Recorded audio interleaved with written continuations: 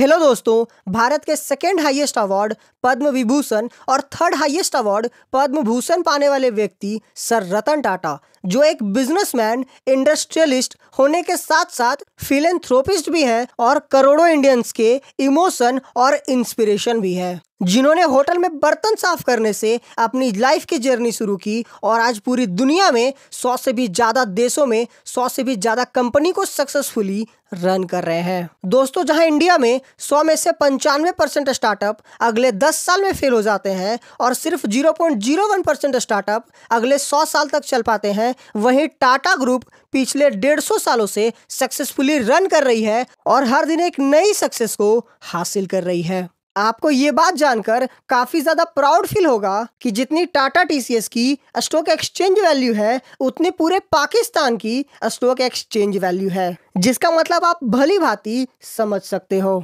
आज अकेली Tata group India की जीडीपी का 4% कंट्रीब्यूट करती है और सर रतन टाटा की ऐसी कई सारी बातें इस वीडियो में जानेंगे। साथ ही इस वीडियो के एंड में सर रतन टाटा की लव स्टोरी भी शेयर करने वाला हूं, जिससे आपको ये पता चलेगा कि उन्होंने आज तक शादी क्यों नहीं की। इसलिए इस वीडियो को अंत तक जरूर देखें। दोस्तों, 28 दिसंबर 1937 को मुंबई शहर के एक पारसी फैमिली में सर रतन टाटा का जन्म हुआ। सिर्फ 10 साल की उम्र में उनके माता पिता का डाइवोर्स हो गया और वो अपने दादी माँ के साथ रहने लगे। यंग एज में ही वे अपनी आर्किटेक्ट की पढ़ाई के लिए अमेरिका चले गए और कॉर्नेल यूनिवर्सिटी से पढ़ाई करने के साथ साथ एक होटल में बर्तन साफ करने का काम किया, ताकि उन्हें अपनी जरूरतों के लिए दूसरों पर डिपेंड होना ना पड़े।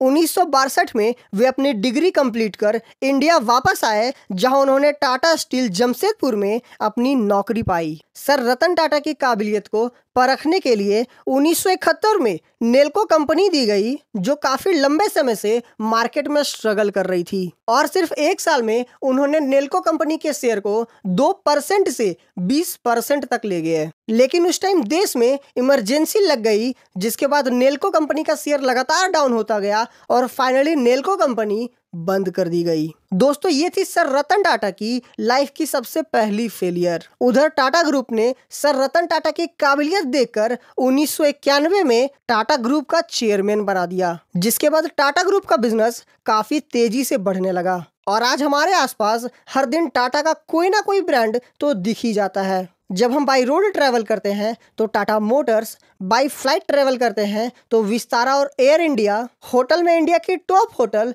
द ताज, फैशनेबल चीज़ों के लिए Westside mall, Tanishq jewellery और हमारे घरों में टाटा टी से लेकर टाटा नमक तक सारे टाटा कंपनी के ही ब्रांड हैं। लेकिन जब 30 दिसंबर 1998 को टाटा मोटर्स ने टाटा इंडिका लॉन्च किया, जो सर रतन टाटा का ड्रीम प्रोजेक्ट था, उस वक्त टाटा इंडिका मार्केट में बुरी तरीके से फ्लॉप हुआ और टाटा मोटर्स का बिजनेस तेजी से गिरने लगा। टाटा ग्रुप्स के अलग अलग सीनियर एक्सपीरियंस लोगों ने एक बोर्ड मीटिंग रखी और सर रतन टाटा ने टाटा मोटर्स की पूरी टीम को लेकर फोर्ड कंपनी के चेयरमैन विल फोर्ड के ऑफिस डेट्रॉइट चले गए, जहां उन्होंने टाटा मोटर्स को बेचने का प्रपोजल रखा। उस मीटिंग में बिल फोर्ड ने उनके साथ काफी रूडली बिहेव किया और कहा कि अगर तुम्हारी औकात नहीं थी तो इस इंडस्ट्री में कदम ही क्यों रखे थे। तुम्हारी टाटा मोटर्स खरीदकर हम तुम पर बहुत बड़ा एहसान कर रहे हैं। बिल फोर्ड की ये बात सर रतन टाटा को दिल पे लगी और डील कैंसिल कर पूरी टीम के साथ इंडिया वापस आ गए। लगातार 18 घंटे तक रिसर्च की, पूरी टीम को काम पर लगा दिया और कुछ ही महीनों में टाटा इंडिका का नया वर्जन लॉन्च कर दिया, जिसके बाद कुछ सालों में ही टाटा मोटर्स आसमान छूने लगा।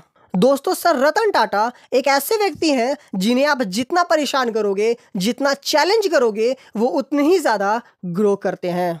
कुछ सालों बाद ऐसा ही एक इंसिडेंट बिल फोर्ड के साथ हुआ, जिसकी जैगवार और लैंड रोवर कार काफी ज्यादा लॉस में जा रही थी और इस बार बिल फोर्ड अपनी पूरी टीम को लेकर सर रतन टाटा के ऑफिस इंडिया आया और उन्होंने अपनी जैगवार और लैंड रोवर कार खरीदकर खुद पर एहसान करने की बात करी।